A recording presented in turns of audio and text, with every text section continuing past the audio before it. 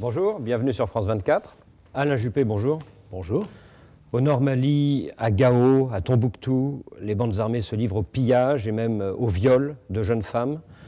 Comment mettre fin à cette catastrophe? La situation est très préoccupante, je dirais même dramatique. Et c'est la raison pour laquelle, lorsque je suis allé à Dakar il y a 48 heures, j'ai participé au sommet des chefs d'État de la CEDEAO, la communauté des États d'Afrique de l'Ouest. Et la CEDEAO s'est fortement engagée sur deux plans. D'abord le plan politique, pour obtenir le retrait de la junte militaire et le rétablissement de l'ordre constitutionnel, afin que le processus électoral puisse s'engager.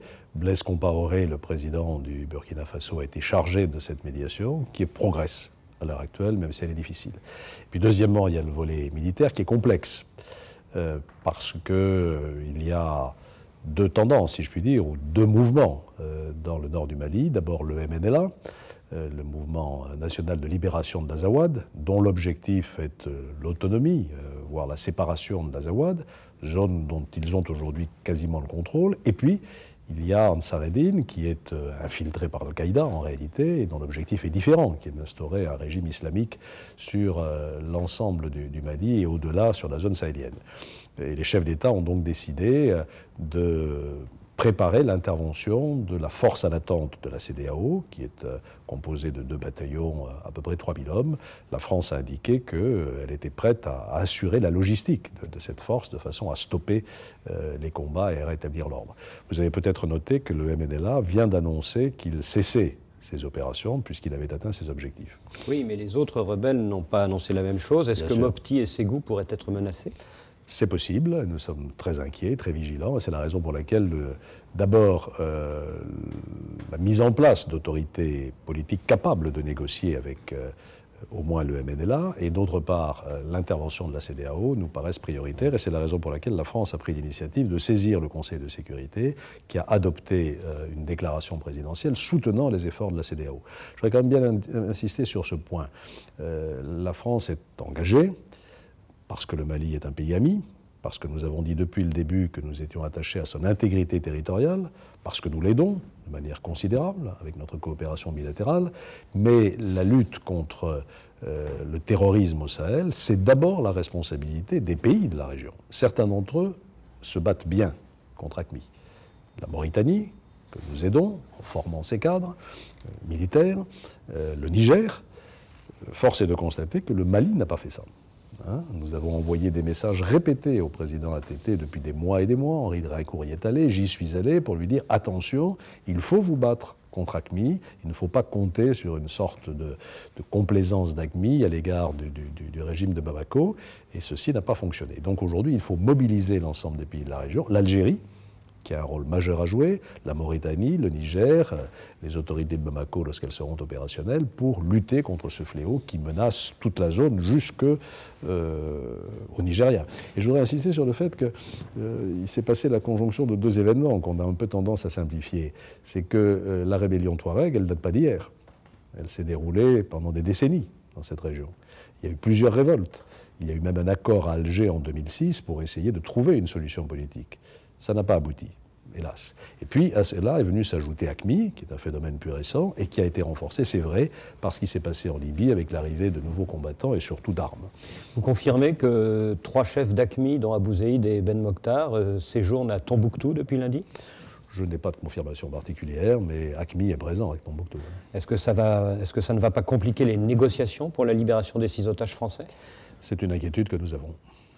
Alors, vous dites que la CEDEAO a 3000 hommes pour intervenir, mais franchement, est-ce que 3000 hommes peuvent suffire? Est-ce qu'il ne faut pas envisager le déploiement de casques bleus? Vous savez à combien on évalue le nombre de combattants Touareg et AQMI? Un petit millier. Donc il faut avoir quand même le rapport de force. C'est vrai que ce sont, pour ce qui concerne AQMI en tout cas, et même pour les Touaregs, des combattants aguerris. Voilà, nous sommes prêts à étudier toutes les options. Il faut absolument qu'on arrête d'abord les exactions qui se produisent, comme vous l'avez dit, en Normandie, les violences, les hostilités. Et le problème Touareg ne se réglera pas par la force. Il ne se réglera que par la négociation et le dialogue. C'est la raison pour laquelle nous voulons des autorités constitutionnelles à Bamako et, avec le MNLA, un dialogue positif. Beaucoup de Maliens en détresse disent « Mais pourquoi l'armée française n'intervient pas comme en Côte d'Ivoire » En Côte d'Ivoire, nous sommes intervenus alors qu'un processus électoral était en cours, que le président désigné nous le demandait, que les Nations Unies étaient présentes, hein, c'est l'ONUCI qui est intervenue, la France est intervenue en soutien. Là, nous sommes dans une configuration tout à fait différente et je voudrais simplement vous demander de réfléchir à une question, parce que je sais bien qu'on nous demande d'intervenir partout. Êtes-vous sûr que le déploiement de forces françaises au Sahel entraînerait l'enthousiasme de tous les pays de la région, à commencer par l'Algérie?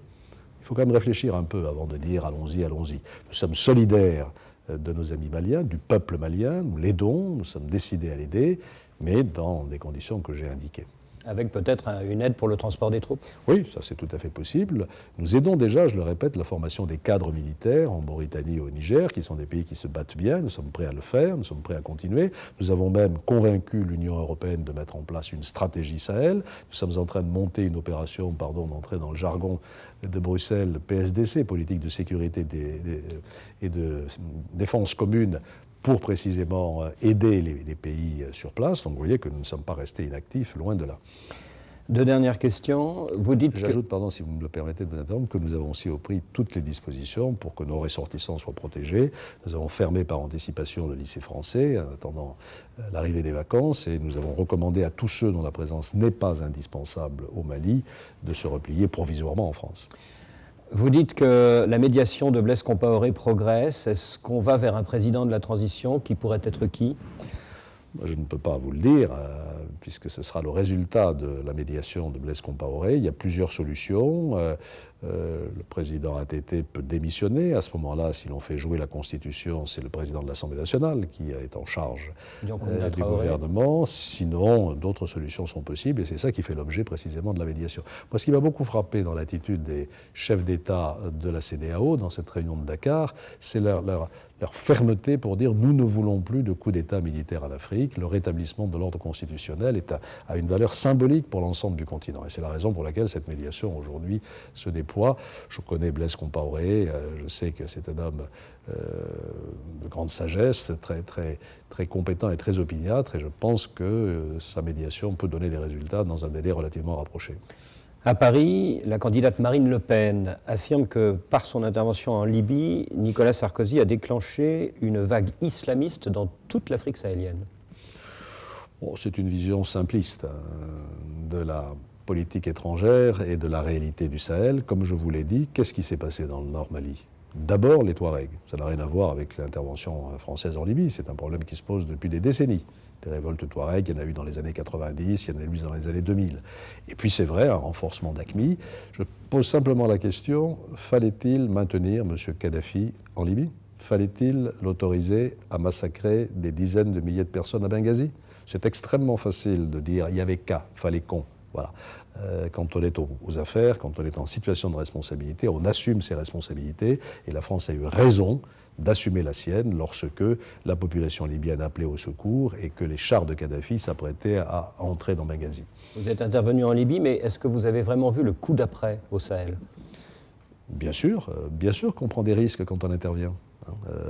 S'il n'y avait que des opérations présentant des avantages et aucun inconvénient, la vie serait facile et la prise de décision le serait aussi. Nous sommes parfaitement conscients que le problème ne se pose pas uniquement au Sahel.